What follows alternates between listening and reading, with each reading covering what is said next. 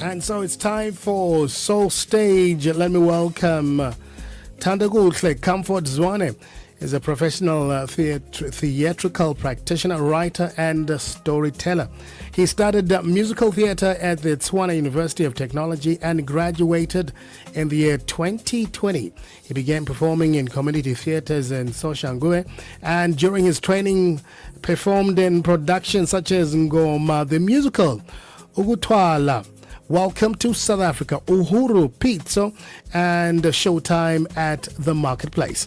A versatile actor, singer, and dancer, his greatest passion is, believe it or not, in children's theater.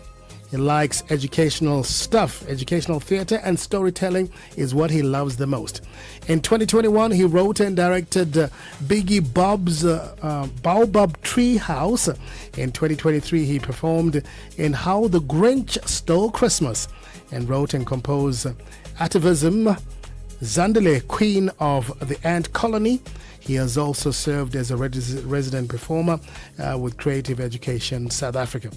Thandokuhle, good evening. Welcome to the show. How are you doing tonight? Good evening, Mr. Cheat. Great, and yourself? Not bad. Do you have a lot on your plate? And I love the fact that you really want to work with young people. Tell me about The Pride of Una. It's described as a groundbreaking, inclusive musical theater production. What is at the heart of this story, and how would you want audiences to feel after they take a look at it? Okay, well, for me, The Pride of Una is more than a musical. It is a celebration of humanity. What I actually wanted for the audience is, yes, to laugh, sing, but most of all, to be moved emotionally. Above all, I wanted them to experience the power of inclusion. The story reminds us that our differences should never divide us. They are what makes communities richer. If people leave the theater with more kindness, more hope, and greater willingness to stand up for one another, then the production has achieved its purpose. Yeah. So the play follows two sisters on a quest to the sacred land of Kuvuku to plead with Zimu. Yes. What inspired you to center the story on sisterhood and courage? Well, I think now you've seen that most of the stories, they've always relied on one hero, and that hero is always the one who saves the day. But with The Pride of Una, I wanted to show that real heroes lean on each other. Naya and Nemu bond reflects the idea that family, friendship, community gives us the courage to face impossible challenges. Their journey to Kuvugu is ultimately a story about being in one another and discovering that hope can triumph even if it's our darkest times. Yeah. Yeah. So the story was inspired by one of Janabari Skosana's timeless tales of family, unity, and love. How did you adopt this tale for stage? Well, it's one of the stories whereby storytelling comes to life, whereby it's the traditional way of telling stories. But now Janabari is also there in the story, weaving it throughout. We're using sign language as well. But most of all, it's based on the question, how can the story sing without actually being without us focusing on the singing only, but the emotions as well. So the result is a musical that stays true to the spirit of original tale while inviting audiences to a vibrant, emotional, and unforgettable theater journey. Yeah. So you as a writer, storyteller, actor, singer, and dancer, what made you say yes to this production? Well, first of all, I must say I really do love children, and it is my best audience. So as an artist, I've always believed that the theater belongs to everyone. Too often people believe or people living with disabilities are represented on our stages. So despite having incredible talent and powerful stories to share, the Pride of Una gave us the opportunity to create a production where inclusion isn't a symbolic thing, it's woven into the storytelling itself. So by embracing a deaf and blind representation, we are saying that everyone deserves to Yeah. participate in an experience and shape the arts. If this production helps even one person to feel seen, included, or inspired, I think really we have had something meaningful to the audience. I need to salute you for that inclusion, man. So the Pride of Una blends musical theater with deaf and blind presentations. Why is it important for you to make this particular production inclusive? From the beginning, our creative team understood that accessibility had to be built onto the production and not just at the end. So every creative decision from the staging, the musical, and the choreography was guided by the question, how can we make everyone experience the story? For deaf audience, we integrated the South African language, sign language into key moments of the performance and ensured that movement and choreography becomes part of the storytelling, allowing emotions and a meaning to be communicated visually as well as musically for those who are actually deaf, who can't actually who are blind, but who are relying on sound. So for blind and partially sighted audience members, we focused on rich sounds, design expressive vocal performances, live music, descriptive storytelling that helps paint vivid mental images. So the dialogue, it's within the music and the soundscape. So together they communicate or they give an atmosphere that is actually beyond the stage. You did exceptionally well. Well done. So you started in community theater in Soshanguve and started musical theater at TUT. How do these early experiences shape how you direct your performances these days? I would say that my journey starting in the community theater, specifically in Soshanguve, has taught me that talent exists everywhere. It simply needs opportunity, guidance, and someone who believes in it. So we didn't always have the biggest budget or the biggest resources, but we had passion and discipline and a sense of community. So those experiences had shaped my understanding that the greater theater is built on commitment and collaboration rather than expensive productions. So studying musical theater at TUT gave me the technical foundation to complete my passion. So it has exposed me to professional standards in acting, singing, and dance. So that further made me to direct productions while also teaching me the importance of research, storytelling, and artistic integrity. Bringing those two worlds together has influenced how I would say I direct today. When I look with when I work with young performers, I focus on creating a safe and a supportive environment where they can grow in confidence and take risks and develop both artistic for them to have a sense of community, or I don't know how to put it, a communal feeling as we work. So I encourage more discipline within the profession, Okay. but I also remind them that their unique voices and lived experiences are what makes their performances authentic. So my goal is actually to simply not to direct a successful production, but it's to help nurture the next generation of theater makers who understand that the arts can inspire, educate, and bring communities together. Thandokuhle, we're going to take a quick break. We'll be right back in just a moment. Don't go nowhere.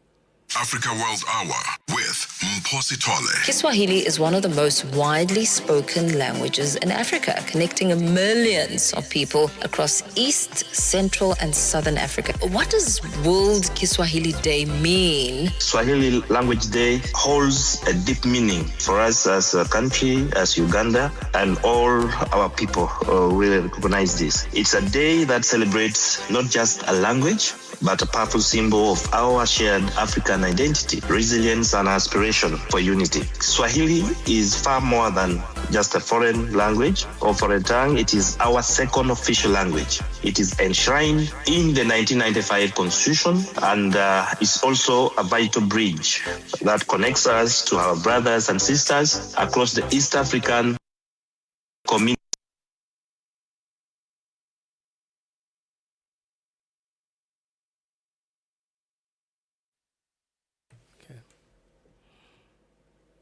All right, this is your number one radio station. Thank you for hanging out with us ever since 10 tonight. My very special guest is still holding on, but I need to tell you about our WhatsApp application. Hey, Africa, we are on WhatsApp. Finally, want to stay connected to everything happening across the continent. From the story shaping Africa to the latest updates, exclusive content, show highlights, and all the moments you don't want to miss. Channel Africa is now in your WhatsApp. No searching, no scrolling forever. Just open WhatsApp, hit updates, find channels, and follow Channel Africa. Tap, follow, stay connected. Channel Africa, the African perspective. The WhatsApp channels represent all our 5 language services and are named on our platforms as follows. Channel Africa News, that's the English news service. Channel Africa French, Channel Africa Portuguese, Channel Africa Kiswahili, Channel Africa Chinyanja, and Channel Africa IKB Lifestyle. All right, let's go back to my very special guest tonight. So my brother, the pride of Yes. Uniblend's musical theater with deaf and blind presentations. You've worked very hard to ensure that music is blended and is part of the on-stage experience. How have the blind and deaf reacted to the production? Well, so far the production hasn't actually aired. So we've Okay. been with the performers and some of the guests from outside, from the South African Sign Language, coming into us. So far, they've received it well, and we've also included performers who are actually deaf. So far they are enjoying, and some of them, it's for the first time they've been on stage and acting. So it's quite exciting to see them excited, actually, without expressing words. Yeah. I know that music is a very important part of the storytelling and the presentation. Tell us about the sound of the pride of Yuna and how music carries the story of the 2 sisters, Naya and Nemu. So, music is the heartbeat of the entire production. It doesn't simply accompany the story, it tells the story. In musical theater, usually what happens is that sometimes the plot is being driven by the music. So I would say the music carries so much essence within the story. It is the story. And every song is created to reveal the emotions, hope, fears, and grows with the characters, especially Naya and Nem as they journey towards Kuvukim. The score allows the audience to actually experience what the characters are feeling in the moments, and words where alone are not enough, expression also comes to life. But to our audience who are actually blind, they can still understand the story through the narrator. And it also has what today's music has. We're also looking into what's already there out there in the market for relevancy as well. So I would say each number has a purpose. Some songs celebrate community and family. Others explore moments of fear, sacrifice, and togetherness. So they carry a lot, but it's in a sense of understandability and in a way that it covers all the people that we are trying to include, or we are trying them to be inclusive of. Yeah. So you're currently pursuing your master's in performing arts and you advocate for children's rights and child protection. How does that advocacy show up in your work as a director? Well, that's the interesting one, hey? Well, my advocacy for children's theater, or within the children's rights, I would say protection is at the heart of everything I create. as a theater maker and a researcher, I don't see theater as just an entertainment alone. I see it as a tool for education and empowerment and social change. So every production I direct or I do asks important question about like, what is it that learners get in this? What does it do to them? So most of the time, I work around that. Through my research, I've explored how musical theater can address issues such as bullying, inclusion, empathy, emotional well-being in schools. So I believe that theater is a tool for development. Yeah. For a young person listening who dreams of theater, what advice would you give them about turning storytelling into a career like you did? Tricky. um, our parents normally they would say, no, that's not a career, Yeah, yeah. but it They'll actually say, get is a serious, go and career. find a job. Yeah, I don't know how many times my dad have shouted at me and say, "Yay, get a serious job," and I'm like, I am doing a serious job. So my greatest hope is that people that don't just do things because you want them, do it because you love it. If you truly do love it, it will love you back, and stay disciplined at all times. Yeah. Those No, would be I'm with actually you. my Yeah. words. If you love it, it will love you back. Yeah, true. Can't do without it. I love the Yeah, arts. you can't. Yeah. Working with an inclusive cast comes with unique rehearsal processes. What did you learn about Yeah. collaboration and storytelling through this production? I have learned a lot. To begin with, I think now I can now do certain things differently. Uh, the language itself, sign language, it's something that I actually never thought I would learn. But I find out that it's actually something that I believe every South African or everyone within the world must actually learn how to sign so that it's easier to communicate with them as well because they are humans, they are people. So it's difficult every time when you want to say something, you must grab a phone and start texting or typing what you want to say to those people. But I think learning the language is quite important. So for every cast member, what we did first was to try to learn the basics of sign language so that every time when they walk into the rehearsal space, they don't feel excluded. But we actually show them that we are trying to learn the language when we are trying to learn with them. Were you able to learn the language yourself? Well, I am still learning, my good say. It is quite not something that's as easy, I must say, because it's new to my hands. So Yeah. sometimes I even feel like, yo, I am swearing at them, but they are actually warm people. They understand and they love the fact that we are trying. So I am learning. I am not yet good, but I am learning. What else are you currently working on as something where you perhaps would like to also include the deaf and dumb as part of a presentation?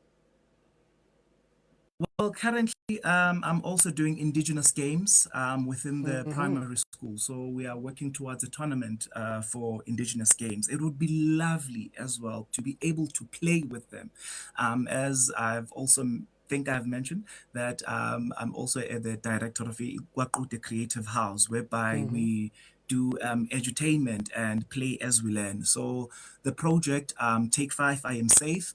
It is a campaign against bullying actually. So now it's where now we call all the different schools to come together to play together, but now we play indigenous games. There's actually one game that resonates within all of us as South Africans. We call it the team, whereby we play the stacking of different sized teams, and then at the end of the we hit them. So that as well, I would actually would like the community of the people who are deaf to also join into that. You know, it would be something that it's awesome for them to also experience because I don't think sports wise we've actually also covered their needs. So I think it's something that also I still need to go and research about to find out. But it would be awesome for it to be also included. Yeah. So sports at schools, they're very competitive. Do you think that that can Yes. similarly happen for theater? Do you think theater can be a competition for schools? Most definitely. I've worked with Creative Education SA, whereby schools they compete together but through the arts. Most of, particularly into theater, whereby they do plays, they do poetry, they do dance, but they compete against each other. At the end of the day, they get to win a trophy. And then we are there as spectators because we've been doing dance. Sometimes we also do workshops for teachers as well. So it's something that has been done before, and it's continuous. It's still being done even today. How's funding for your projects in schools, particularly in schools? Are you getting as much sponsorship as you should? Well, we are still knocking at the doors, my good sir. We are still knocking. But what I love is the relationship that I've created with the teachers. So it's something that we all do from our hearts. At the moment, we don't have funding, but the schools they are pitching in, the schools they are coming with their from their own pockets. They are attending. So I'm grateful for that. But at the moment, we are still on level zero. We don't have any source of funding, but we are still knocking at the doors asking for some help. Fantastic. So tell me, what do you hope people will feel, say, or do after they leave the theater having watched The Pride of Una? My good sir, I think everyone must start accepting themselves that it is okay to be different if you are different, and it is okay to live with people who are also different. You know, I think it's something that as a community, I've also observed in my own community. It's something that we lack. It's like it's not normal to see someone who doesn't look like me or behaves like me.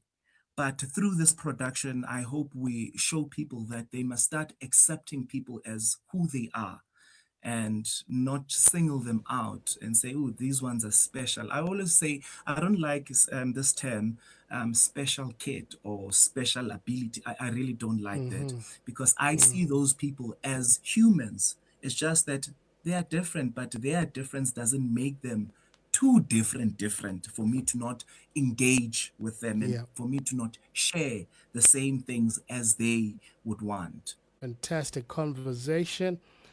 A man who's really done a lot of work at Thandokuhle. As I had said earlier on, is the founder and director of Kwa Qhude Creative House, an arts hub and edutainment company that takes educational theatre and learning as play programs to local primary schools. He also has a strong background in music, having performed with the band Earth and as a backing vocalist for artists in Gauteng. He is currently pursuing his master's in performing arts and remains a dedicated advocate for children's rights and child protection, using theatre as a tool to educate and heal as well as inspire our young children at school so that they can become better scholars.